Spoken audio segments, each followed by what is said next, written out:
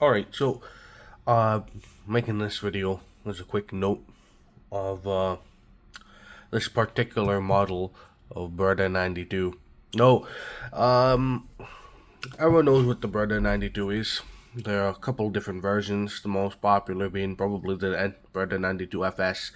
However, there are other versions like the Beretta 92F, the Beretta 1951. I'm just gonna go ahead and clear this, make sure it's clear. I just recorded a short earlier, so I know it's clear, but you guys didn't see that, so. Anyway, what were we talking about? Beretta 92, yes. So, the Beretta 92, there are a lot of different versions, like I'd said. This happens to be an Italian police surplus Beretta 92 S.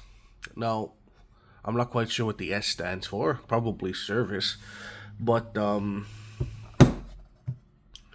there are a couple of different features, mostly to do with the internals, but the biggest thing you'll notice up first is there's no pistol release up here, no pistol mag release up here. It's up in the heel, European style. So you go down here, hit that button, the mag falls out. Now these are 15 shot pin to 10, of course, mags, because of Canada. And this particular one, this one's an OEM made in Italy. You can see there. But you can see that it's looks like a regular 92FS magazine. Save for one thing. Here's a regular 92FS magazine.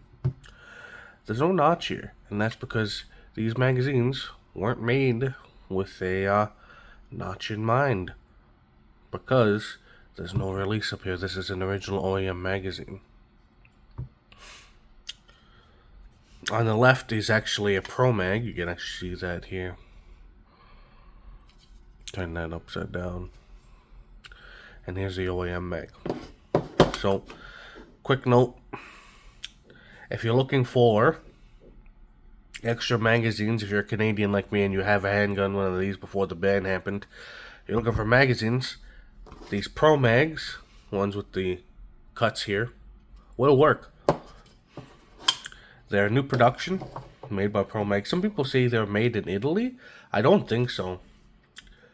Pretty sure Pro Mags are made in the US, but obviously they're not as nice. There are no witness marks.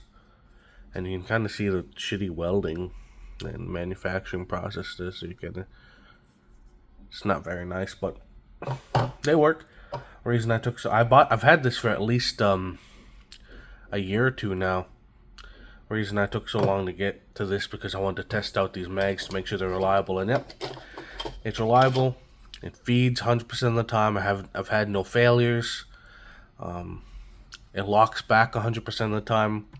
With these old OEM magazines, sometimes you have a failure to lock back. You really gotta make sure you don't limp wrist it. And when you're cocking it by hand, here, let me show you. When you're cocking by hand, you have to really give it that extra. If you don't, then see, she goes back and forth. You have to give it that extra pull. Like I said, this is Italian police surplus, I believe. I don't think it's military police surplus. So that's why mine's in the condition it is. I'd say it's fair condition, especially for what I paid for it. I believe this thing was like $400. Up here, a regular 92FS was about 1,200, depending on where you're shopped. So, what we're gonna do is we're gonna take her down. Actually, before that, show you the controls. Here is a mag release / slide release / catch. You can push it up for a catch, push it down to drop the slide. And here we can see the famous safety / decocker.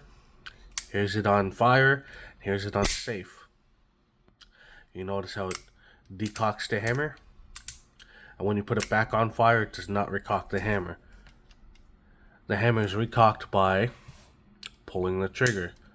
It's a really heavy but smooth, I'd say, double action trigger. And when you get the first shot off, of course, it becomes a very, very nice single stage, or actually 2-stage single action trigger. There's a little bit of take up and then a very nice solid wall. And then boom. I've had mine be very accurate, although my pistol range only goes up to 25 yards, so your mileage may vary.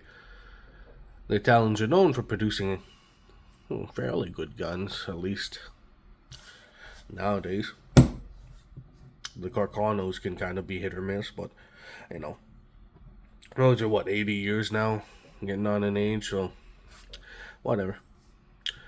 So now we're gonna take her down. First thing you gotta do is there's a button on the right side, along with the lack of a decocker. There we go. That's what I forgot to talk about. This is not ambi decocker. So if you're left-handed, you can't really come up here and hit the decocking lever. Now, some people might say, can you add ambi decocker parts to this? And I'm gonna say no, unless you mill some of the slide away, because there's no cutout for it. I'm pretty sure the internals are also slightly different. But I don't know. I don't have a 92S FS to compare to. Anyway, to take her down, button on the right side. Push that in, and then flip this lever down. The slide will come off by itself under spring tension. And now you have your frame and your slide. The return spring comes out like that. And then the barrel, you press this button, which actually locks the barrel in place. And then you lift it up and out. There you go. Here's the flapping lock mechanism that allows the barrel to come undone. Not come undone, but there's very little travel to the barrel. Thanks to that, it doesn't rotate as much, or it doesn't tilt as much, I should say.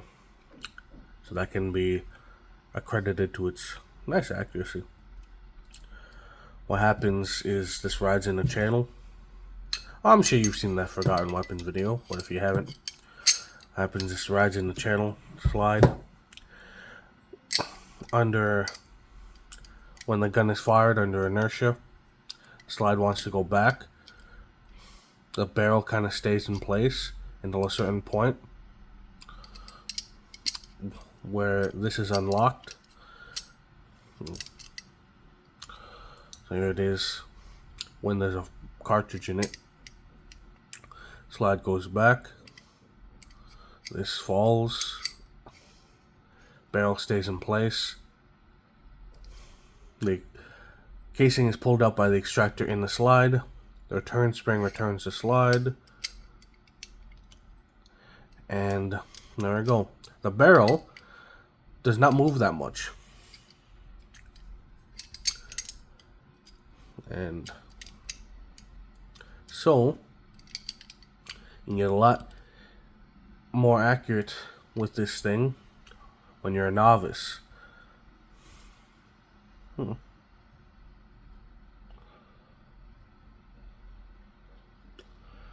I just noticed there's some numbers under this barrel here. I don't know if those are serial numbers. Maybe it's a production date code, I don't know. But usually I try to cover up my serial numbers with blue tape. This is because pistols here, they're all registered to the government. And I don't want someone using my registration numbers on a potentially fabricated pistol. So that's why I do it. Anyway, she comes back together as quickly as she was pulled apart. There we go. Recoil string back in its retainer, or return spring, I should say. And then put the slide on the base here. And then you gotta pull it back so that the back aligns with the frame, back of the slide onto the back of the frame, and then you can just push. There we go, she's back together. Take the mag out just to function test it.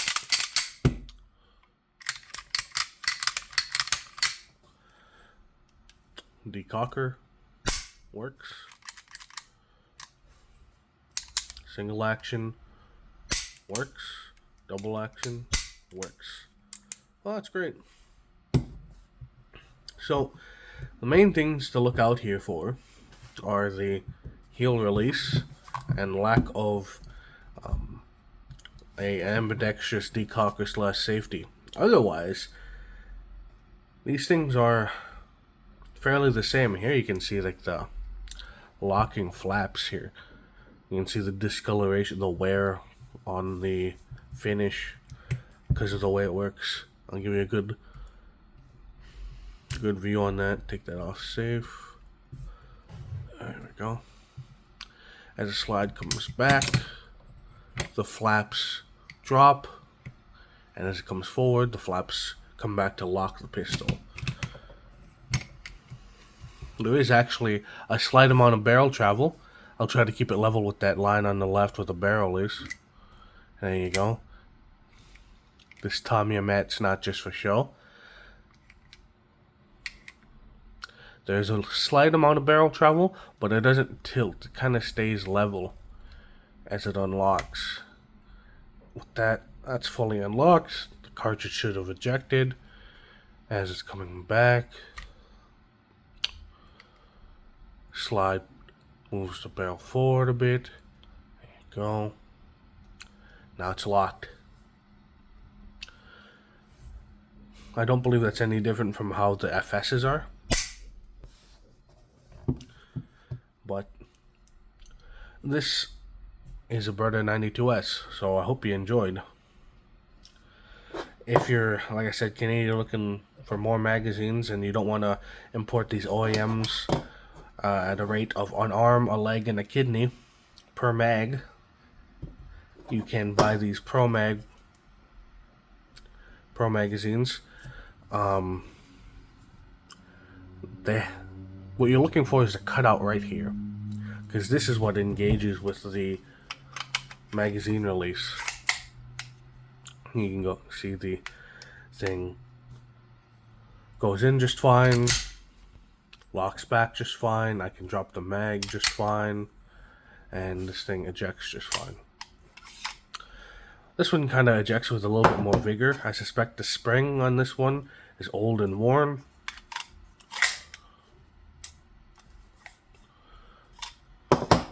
So, not only will you be getting another magazine, you'll be getting a fresher one with these new Pro Mags. Anyway, it's not sponsored or anything. Like I said, it's mostly just an arm and a leg to get one of these things, especially nowadays. So if you can find Beretta 92FS magazines by Pro Mag, they have the required cutout. Let's turn it this way to make them work with your Beretta 92Ss. So, hopefully you guys enjoyed. Anyway, till next time. I'm working on some videos. I want to do some videos about actual anime stuff next. I wonder how the people who are subscribed will feel about that, seeing anime shit popped up after they subscribe to a gun channel. But anyway, hopefully that should come out next. I don't know, it depends on if I can get my hands on the books that I want, but I'll let you go now. See you guys later. My name is Tabernacle John, and I guess you guys have a nice day now. Bye.